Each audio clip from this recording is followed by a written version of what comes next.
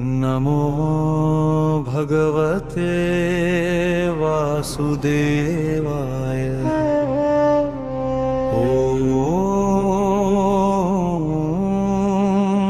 क्लीं कृष्णाय नमः। गोविन्दाय नमो नमः।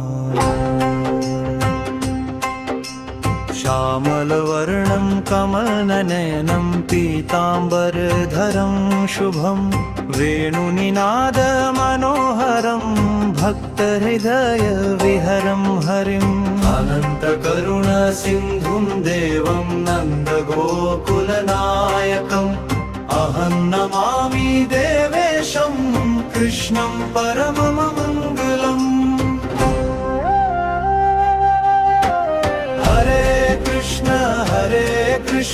कृष्ण कृष्ण हरे हरे, हरे राम राम राम हरे हरे।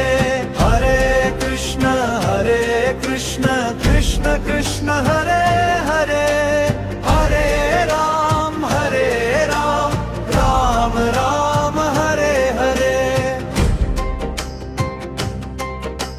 माधव त्वं मनोनाथ सर्वदुःखविनाशक, त्वन्नाम स्मरणे नित्यं भवबन्धविनाशनम्।